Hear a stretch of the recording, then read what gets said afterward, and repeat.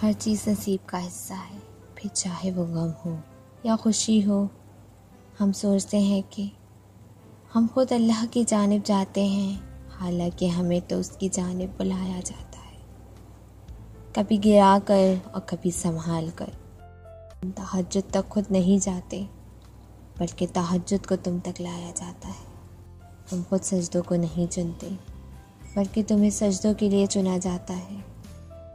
वाक़यात, हादसात, हालात खुद पैदा नहीं होते, बल्कि पैदा किए जाते हैं।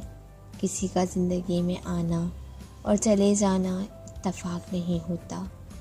हर चीज़ में वजह मसलहत पोशीदा है।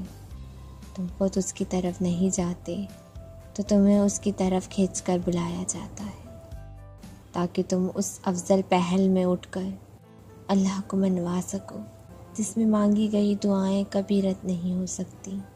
ये तड़प इसलिए पैदा की गई है ताकि अल्लाह तुम्हें अपने बेहद करीब कर सके।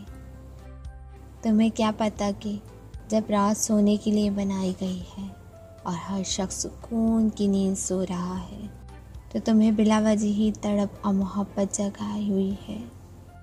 नहीं, ये तड़प अल्लाह ने पैदा की है। सुभान अल्लाह।